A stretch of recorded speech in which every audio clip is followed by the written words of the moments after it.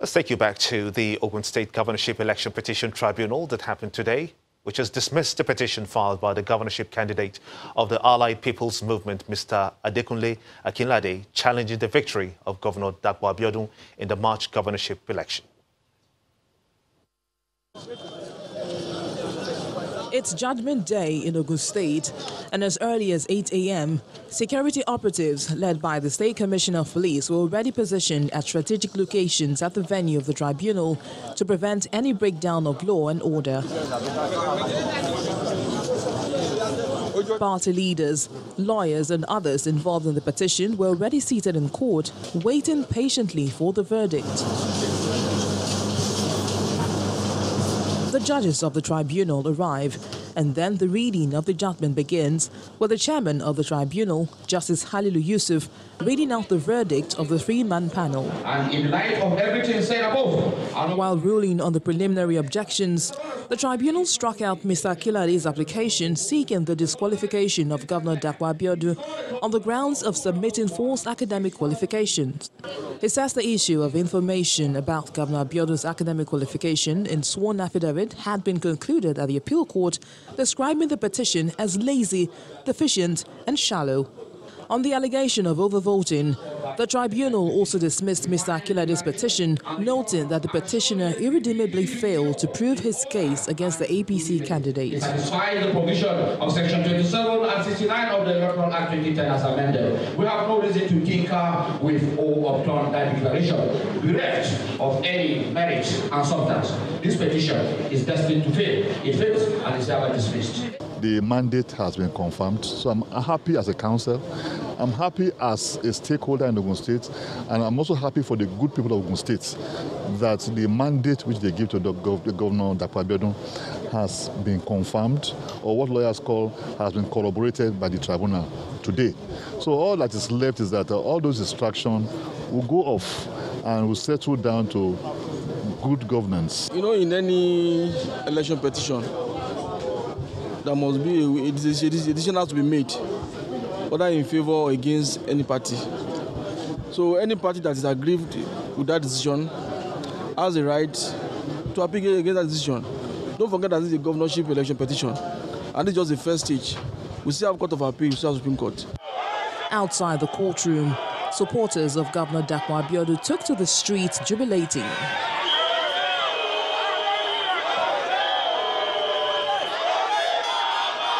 Now that the tribunal has delivered its judgment, party loyalists and stakeholders are hoping that aggrieved persons would mend fences and form a credible alliance to help develop the state.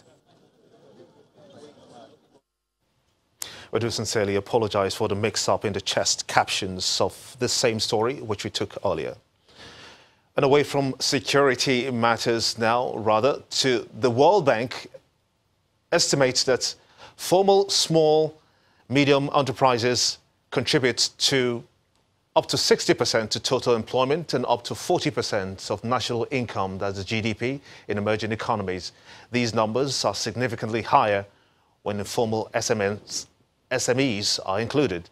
This observation has been generating discussions amongst micro, small and medium enterprises operators in Nigeria, especially as the issue of unemployment has been in the force and even connected to the increasing incidence of insecurity in the country. Our correspondent Ini John Mekwa reports. And predicts that 600 million jobs will be needed in the next 15 years to absorb the growing global workforce, mainly in Asia and sub-Saharan Africa.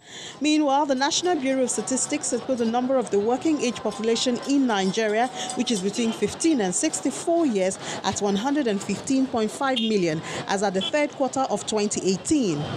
For the same period, the number of persons in the labor workforce, that is people who are able and willing to work, was put at 90.5 million. The total number of people in employment as at that time was 69.54 million, and the total number of people in full employment at 51.3 million. The total number of people in part-time employment, that is people who are underemployed, was put at 18.21 million. The number of people classified as unemployed was put at 20.9 million as at the third quarter of 2018. The hope of ridding the nation of this unemployment lies in the over 37 million micro, small and medium-scale enterprises, which the Ministry of Industry, Trade and Investment says are active in the country. However, it seems the impact has not been fully tapped because of some factors, one of which is the approach of business owners. From day one, they need to think about themselves as a big organization. And one key factor is governance. So I will say to myself, yes, I'm the founder, yes, I'm the CEO, but you know we're going to have shared responsibilities.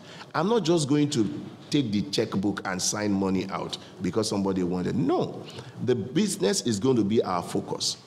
Everybody will earn what they deserve, and from what you have earned, you can spend it as you like.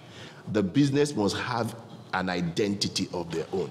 There's still the age-long cry over multiple taxation, even though various state governments have promised a soft landing in this area. In Lagos State, you pay LRS, you pay FRS, and then the local government is coming with one bill, and you're wondering, what am I selling for, crying out loud? That I have to pay this multiple tax on this, and they don't want to care whether your business is doing well or not. One of the things that we find is that when you support businesses to grow, and then you have a little bit less of those kind of complaints. So one of the things that we're doing at LSCTF is to tackle unemployment. And one of the things we do is to provide access to finance for MSMEs. While states and the federal government draw attention to the various initiatives to ease the operations of the micro, small and medium enterprises, expression from the operators indicate that there are more grounds to be covered, and the way to accelerate progress is to include especially the informal MSMEs in policy formulation. Ini John Mekwa reporting for Channels Television News. Let's get a broader perspective on this, and we're now being joined by the former chairman, National Association of Small-Scale Industrialists in Nigeria, Mr. Segun Kuti George. I want to thank you so much indeed for joining us on the News at 10. What do you consider is the major missing link in Nigeria's quest to, of course, leverage medium and small enterprises on the one hand and the country's economic development on the other? Thank you very much, Gimba. It is a common knowledge and a known fact to all that MSMEs the world over are very, very crucial, germane to the development of any economy. Show me a developed economy, and I will show you an economy that, whose micro, small, and medium enterprises is given due attention to the extent that they are growing. And developing economy cannot be an exception. If MSMEs represent about 60% of businesses in India, contributes about 60% to the economy of America, contributes around the same figure to the economy of Nigeria, then we must know that they are very important. We have about 37 million businesses in Nigeria, out of which about 35 million are micro, small, and medium enterprises. That shows you how enormous, and how important they are to our economy. Let's talk about the funding, which for many is a major challenge. We know that there is this government initiative to try to see that as MSMEs get the kind of required funding that they need to grow. Is that funding there? Is it accessible to them? Thank you very much. There are so many, development funds, by the government. They are called windows, by another name. But the truth of the matter is that the windows are not opening. Let's put it that way. We have several development funds, that led to the establishment of Bank of Industry, Bank of Agric, recently the Development Bank, of Nigeria. And there are funds, in these banks. But the conditionalities, to accessing a lot of them are beyond the reach of, micro, small, and medium enterprises. And so they are unable to access the funds, and they are unable to grow, their businesses. So it's like, the salt is there, the soup is here, and there is no relationship. So salt cannot function by itself, and the soup, is not sweet. Of notable importance is, the AXMIS fund, for example. It used to be SMEs, started in around 2007, with banks contributing 5% of their profit to a pool of fund with CBN. Up to 2016, we recorded less than 20% success. And in 2018, it was changed to AXMIS. AG was added to it, representing Agric, okay? And the conditionalities were lowered based on our engagement, with the Central Bank of Nigeria consistently. And then it became, okay, train your people, train the MSMEs, and submit their applications, and then they will be attended to. Fantastic idea. 10 million at 5%, repayable over a maximum of 7 years with 18 months, moratorium. That's beautiful. But we have trained many of our members, many entrepreneurs, and up till now, only very few have received. So there is this issue of sincerity of purpose. We hear about these things, they are in the air. But the money is there. But they are not touched. The money is supposed to be there. The money is supposed to be there.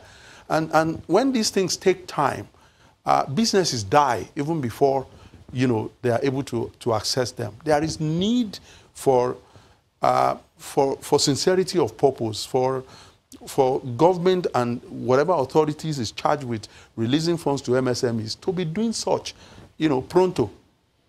Elsewhere, in the world, when you operate your account, over a period of time, you receive messages like, oh, you can now access $1,000, you can now access $5,000. Such things don't exist here. And businesses are finding it difficult. Of course, it's difficult to access money deposit bank funds.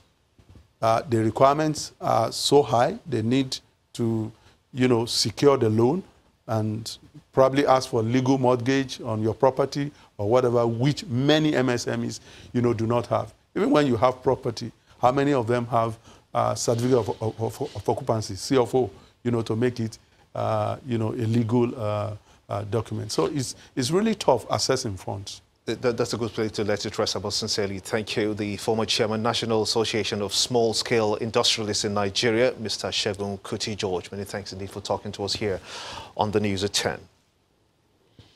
When the News at 10 returns, African Development Bank floats $2 billion global benchmark bond maturing September 2022. That's some business news. Join us again.